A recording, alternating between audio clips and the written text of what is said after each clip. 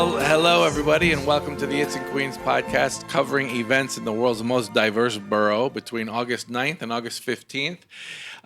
In the year 2019. Today we have a special guest by the name of Bhavna Punjwani. Hello. She actually doesn't have anything to promote. Normally we have people here who have like something coming up that weekend or not, but Bhavna's just here to hang out. Yeah. Just to add her charming personality to her podcast. It's for the love of the borough. It's for the. Is that why you're doing this? It's for the love of the borough. For the love of the borough. All right. Mm-hmm. Well, thank you for joining us, Bhavna Punjwani. I'm Mystery Man number one.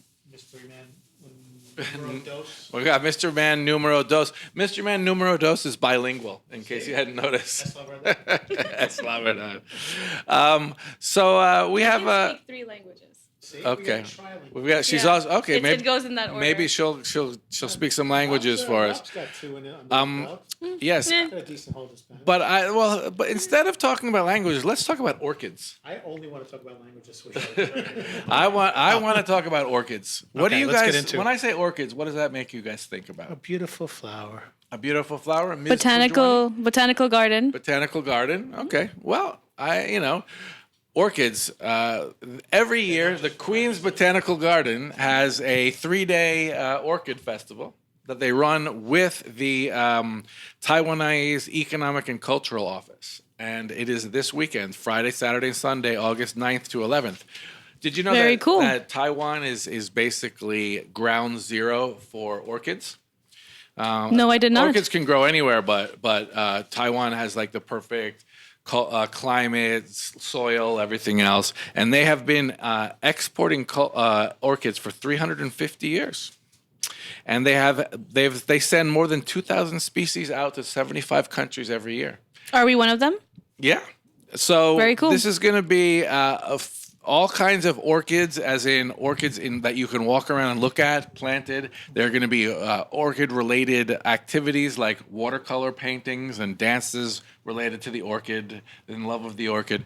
I think there's usually an orchid doctor. So if you have orchids that you need some help, you can come and say, hey, why aren't my orchids working in my house? You know, blah, blah, blah, blah, blah. Doctor, give me the news. Exactly. I got some Orchid orchids doctor. that have some blues. Yes, Yeah. yes. I'm like Weird Al Yankovic of this podcast. Weird Al Yankovic, yeah. Good thing we've got you here. Yeah. Anyway, it's the 7th annual, and I think they're going to show more than 400 different kinds of orchids. Wow. Did you know there were 400 different kinds I didn't of orchids? know there were 2 different kinds of orchids. I know. Actually, I've seen like white and purple. That's White pretty and much all I purple. got, right? Just like 7 colors, 7 rainbows. Yeah. Like triple in the rainbow, that's it. But there's also something else about this festival. It's the gift that keeps on giving, which is to say that right after the festival's over, they have a plant sale where you can get orchids at a really good price. Now you're talking. Now give me the deal first. I want to know that up front. No. Anyway, the exhibit is called Taiwan: A World of Orchids. It's from August 9th to August 11th, and I've been to the opening night thing. It is stunning. Orchids are stunning. Don't ever underestimate source. Don't sleep on orchids. Okay? No, I will never sleep on an orchid. Okay. They're uncomfortable. I'd rather sleep on a mattress. I feel woke. All right. We also have the big Women's Surf Film Festival coming up. So let me get this straight. Women's Surf Film Festival. Yes. All the movies are about women surfing? And done by women. And, there's it's at the Rockaways. It's part of a longer thing because there's you can continue on and go out to Montauk where it will be continue. But this is also 3 days. It's also August 9th to August 11th, and it is basically a film festival, right? It's actually at a very specific film festival. Yeah, very specific film festival. But women in surfing say they don't get enough credit. Oh no! Listen, I'm not angry at them. I'm just saying it's a very specific market we're talking about here. It's held at the Rockaway Beach Surf Club. I don't know if you know where that is. It's on. It's down near Thai Rock. It's if you're going over the bridge, you take a left, and it's down there. There's a cool surf shop, or is it the? They've got a little bit of everything. They've got coffee. They've got food because they're actually part of the whole thing. They're going to have a photography exhibit, right? And they're going to have a pop-up market. They're going to be showing films, and these films are everything. They're long ones and short ones, et cetera, et cetera. They come from the U.S., Canada, Indonesia, Jamaica, Mexico, Norway, and Spain. I get, Indonesia, Jamaica, Mexico, but Norway? Yeah, Norway you don't think of when you think of surfing. No. Are they surfing with like ice. Is there snow surfing? with 7 sweaters on or something. And the Sunday, so there's a pop-up market. The photography exhibit opens on Friday the 9th. Pop-up market the next day, and then there's a chance to meet and greet the filmmakers. I think that's very cool. Rockaway's got a great surf culture, so it has fits a great right surf in. culture. It fits right in. Rockaway Beach Surf Club is a fun place to watch stuff, and it's great that it's just, to me, it's just fantastic that filmmakers and surfers from around the world are coming to Queens. Right, that's tourism. That's to celebrate their, to ply their trade. It's in Queens. There we go. All right. Our first It's in Queens. If you're playing the It's in Queens drinking game. You speak Cindy. Uh-huh. How do you say It's in Queens in Cindy? Well, Queens would be the same because of the place. He Queens may I. He Queens may I. That's what I've always thought. That checks out. Now, the other funny thing is, when you talk about corporate towns. Sure. Now, when you think of a corporate town, you think of probably someplace Detroit, Michigan, in the Midwest, Midwest, where one big company came in and set up, and it could be Ford, it could be like an alloy plant in West Virginia, something along a river somewhere, textiles or something like that. But do you know that Queens actually has one of the first corporate towns? I did not know that. What corporation incorporated us? It was the Steinway. It was the Steinway. I was thinking of the Steinway Story family. University. They set up what's called Steinway Village, and if you go, there's a section not far from where the Steinway Piano Company is, where everything's a little bit different. The street signs are a little bit different. And basically, the Steinway family, which made a lot of money, and I should also say had a lot of influence on the cultural scene in the United States. So you're saying people with money had influence? Yeah, people with money had influence. Yes. A lot's changed. Anyway, there's a whole town, and the Steinway set up this town thinking about model housing, where they were going to put retail districts, how they're going to do the water and the sewage, how the transportation. They actually had a post office there. They had a fire department. Like, the whole thing was planned. And the Greater Astoria Historical Society Executive Director Bob Singleton will be leading a walking tour of that. Oh, no kidding. Yeah, this Saturday. Kind of fun. He's doing it with, actually, it's the 11th. It's the 12th. He's doing it with the Municipal Arts Society. So they're big on architecture and those kind of things. Yeah, now that's where Robert De Niro just bought some land, right? To do his is it film over studio? there? Is it in the actual? It's over by the Steinway factory. It's over by the Steinway factory. Okay, so that's part of the tour. Then you'll be seeing that. Now there's also the Steinway Mansion, and unfortunately, the Steinway Mansion is kind of dilapidated. Fell into disrepair. It is a fantastic. Just this huge, place with libraries and underground thing. I mean, are they looking to save that, or what's happening? People are looking to buy it. People are looking to save it. It's a fight. In fact, the guy from the Greater Astoria Historical Society, Bob Singleton, is leading the push to buy it. He wants to buy it and turn it into a museum. That's smart. Nice. I think it's a good idea. Yeah. We'll see what happens. So that is kind of fun, and you can actually talk to him. I would like to take another tour of the Steinway Mansion, but that's just me. So would you ever, if asked, would you pose nude in front of a bunch of artists who are sketching? Well, I've done it before, and my police record speaks for itself. But yes, I would do it. Why not? You would? Yeah, why not? I got nothing. Okay, because you can be on the other side. You can be on. Well, actually, it's probably not too late to try and be a model, though, if you want. But I've been plus size modeling for years. I don't know. Flushing Town Hall has its periodical live drawing with models event on August 12th. And this is where they actually have live nude models, and people come around and they do sketch. It's kind of hard to choose which one to go to. Thank you very much. Yeah. That's because it's in Queens. Mananga. Because it's in Queens. Yeah. How do you say that? Queens may I. Queens may I. May Queens High. It sounds like Queens may I.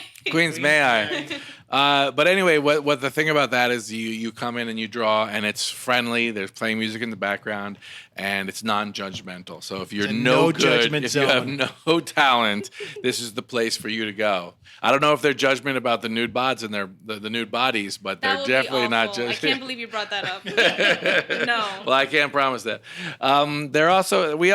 These past couple of weeks, we've been including something for the indoor people. That's right. It's hot outside, but you don't have to go to the beach. No. You don't have to hang out in a park. Yeah. You don't have You to just do a chilling. barbecue. You can go inside in the climate control at the Museum of the Moving Image.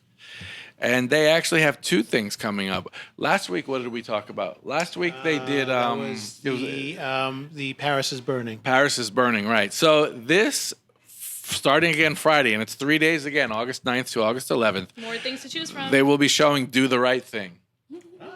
Do the right thing. 30th anniversary. It's the 30th anniversary of Do the Right Thing. 1989, another summer. For those of you who don't know, that is director Spike Lee's film about, there's a pizzeria in Bed-Stuy. The Italian Americans own the pizzeria. The clientele is almost all African American. There's a tense, should we say, there's a calm tension? Or there's a tense harmony? Yeah. Something like Tense that. harmony. But then it all breaks open. It explodes. Yeah, and one man is dead and the place burns down, right? That's right. the end. Yeah. So that's... I believe the big moment was when Mookie threw the garbage can through the window. Yes, Mookie, who was played by Spike Spike Lee. Lee, yeah. Yeah. If I write a movie, I'm going to give myself the leading part. Yeah? Yeah. Well, I once heard that Alfred Hitchcock has a bit part in all of his movies. There's a tiny part in all of his movies. It's almost like Stan Lee appearing in all the Marvel universe. Yeah. And I think Pedro Almodovar is in some of his movies too. I don't think he's in all of them, but he shows up. Anyway, the other thing, so they're doing that 5 showings this weekend. And apparently it is a NBC Universal, which owns the rights, have printed a re-release. Okay. So it's probably higher quality sound and visuals. The other thing that they're doing is these daily screenings. They're doing daily screenings at noon in 5-set blocks, right? And this time they're going to do the Dark Crystal. They're going to show it from August 14th to August 18th. That would be every day at noon. My understanding, I haven't seen the Dark Crystal, but it's Henson. It's Jim Henson. It's like the guy who invented the Muppets. And it's a very culty sci-fi. And it's got puppetry and it's got all of the other stuff, the animatronics. Yes, absolutely. Animatronics. Yeah. Animatronics. And it's about a guy who it's about elf-like creatures, right? That is correct. I can't remember what they're called, but they're elf-like creatures. I probably saw it when it first came out and haven't seen it since. Yeah. Anyways, it was a little bit darker than the Muppets. A little bit darker. Oh, really? Yeah. It's sort of like Muppets for adults. Exactly right. Yeah. So again, these are daily screenings that they do at noon, and they did last week. They did a section. They did the Spider-Man 3D animation. That film, back into the Miles Spider-Verse. Morales. Yeah. And so this week they're doing Dark Crystal. I wanted to include Bubble Play. But this is interesting. The New York Hall of Science is on August 10th, which is a Saturday. They're doing a special sort of bubble play date for kids on the autism spectrum. That's right. Wow. So that I wanted to mention that just because it's got to be great. Yeah, it's something to do, and it's pretty cool. Everyone is going to be on the spectrum, and they have they're very conscious of the crowd they're working with, and exactly they're going to have things that sensory. It's sensory. I forget the term they use though, but it's sensory exploration. I know just from the pool that I go to that autistic kids love water. Is that true? Well, at least the ones that go to my pool. The ones that go to your pool, yeah, right. That makes sense. And so it'll be interesting to see with bubbles and bubble blowing and everything like that. Yeah, So it's soft. It's not loud. It's I think it hits a lot of marks that. Yeah. Turn down the lights. So I thought that was fun. We've talked a lot about the Queensborough Symphony Orchestra. The Queens Symphony Orchestra. That's Queens Symphony Orchestra. Queens Symphony Orchestra. They played with Weird Al very They've recently, just played with Weird Al in Forest Hills Stadium. Very cool. Well, that's Queens Symphony Orchestra. We also have the Queensborough Symphony Orchestra. That's right, and they're in a deadly fight to the death. Is that true? Oh no, I'm sorry. We get along fine. Harmony. They're harmony. Peace. The two orchestras Nice. exist in harmony, but it's Queensborough spelled Boro. So it's kind of spelling mistake, but they are. Is it really though? Poetic license. Yeah. Poetic license. They need It's very high talent. The people are all like PhDs and all that kind of stuff. Wow. And it's a kind of a new orchestra. They're based at Mary's Nativity Church in Flushing, mostly Korean. Where's that? Where's that church? So it's you know how Flushing is kind of big when they You can call anything Flushing. yeah they pretty call much, it anything until you get to Bayside. Right, You call it yeah. Flushing. I think it's out towards like in the Casino Park area. Would that do it for you? Yeah, that works. Yeah, Casino Park area, because that is actually still Flushing. Oh, that is, that's Anyway, they are very good, but they also have, these orchestras also have these chamber ensembles and other thing. This is their wind quintet, and their wind quintet is going to play chamber music. That'll be indoors. It's a beautiful church. I've been on the inside of the church is beautiful. A lot of great sculptures and stuff, as you can imagine. Yeah, definitely. And then the other thing I wanted to mention is something that we talked about, but I did it, and it was so fun. Did you sing? No, but what we talked about on last on other programs was that there's a summer sings program, and basically the Forest Hills Choir. It's singing related, but I didn't sing. No, I taped it though. I have some pictures of it. But the Forest Hills Choir, the Oratory Society of Queens, and the Scala Sine Nomina, which is the adult choir at a Catholic church in Ozone Park. School without name. Yeah, they are just getting together at the Church in the Gardens in Forest Hills, and they're singing. And that's your church. That's my church. And anyone that goes, they give you the score, and people sing. And so they're doing it on 3 consecutive Thursdays. I went this past Thursday was the first one, and it was Mozart's Requiem, and I was taking a walk, a post-work walk. I went in, and they gave me a score, but though the place was packed, and everybody was singing, and there was a conductor, and they were singing Mozart. And even though they hadn't practiced it before, or maybe I'm sure they'd all sang it before, but even though these 3 entities hadn't ever been together before, the whole place was just filled with singing. Mozart Requiem was so beautiful. I went up to the top and took pictures and made made videos and stuff. It was just so much fun, and it was so sort of like serendipitous to be walking down a hot street, and then all of a sudden you take a right, go into a church, and there are all these people singing. So I wanted to talk. That was the one on August 1st. They're doing one on August 8th, which we talked about last time. That's Fauré's Requiem. Fauré, yep. Next, the August 15th, which was the following Thursday, they're doing Carmina Burana, which, as I'm sure you know, is a cantata. It was written by Karl Orff in the 1930s, German guy, Karl Orff, based on 24 poems in a hybrid of European languages, including Latin and Old Provençal. Something tells me that Old Provençal is now part of French, but the thing about it must be because Provence. Yeah. Are you pronouncing it correctly? It was French. Provençal. I don't know how you say old in French, but that was the thing. The score of Requiem that we were doing was in Latin, but everyone was singing it anyway. Yeah. And then they had basic translations. You could look and see sort of what they were talking about. Like It was really fun. So if people just sing it. So let's call it a Rob's pick for the next 2 weeks. A Rob's pick. Go and sing. Even if you're tone deaf like me, you'll get drowned out by the talent. Yeah, I was gonna say, as long as there's enough people singing around you.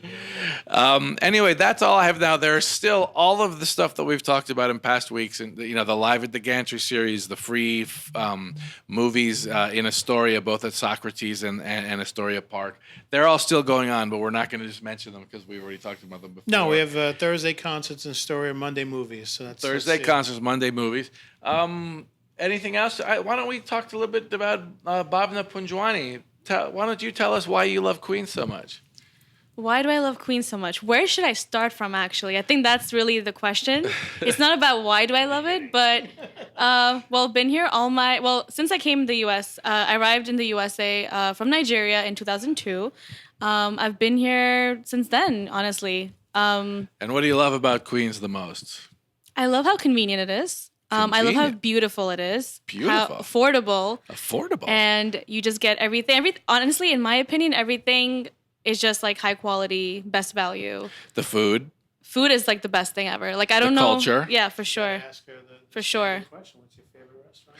What's your favorite restaurant? So Bhavna is Sindhi. She her heritage goes to India, but her family moved to Nigeria, and she was born in Nigeria. Speaking Sindhi in the house? No, we spoke English in the house. Speaking English in the house. I actually learned Sindhi from my grandparents. Ah, okay. Yeah. So, and then she actually came to the United States from Nigeria Have you been to India? Yeah, Okay. I've been there a couple of times. Been there. Okay. Do you identify as Nigerian, Sindhi, or American? All three. Definitely all three. Who do you root for when Nigeria? Who do you root for when Nigeria plays U.S. in soccer? It's one of those things where I actually don't care. Like, in the sense that I'll be happy for whoever wins because, so I also lived in Ghana for a bit. Yeah. So, like, we always have these teams, like, against each other. And at that point, I'm just like, I'm fine with whoever wins. Oh, okay. Yeah, I'm very happy. What about when Nigeria plays Indian cricket? Oh, cricket I don't watch, but my dad. Oh, okay. Does Nigeria even have a cricket team? I don't know, but cricket. I was like, I know wait that a second. cricket. Hold up. I have been in a restaurant when India was playing Pakistan in cricket, and that was a heck of a rivalry.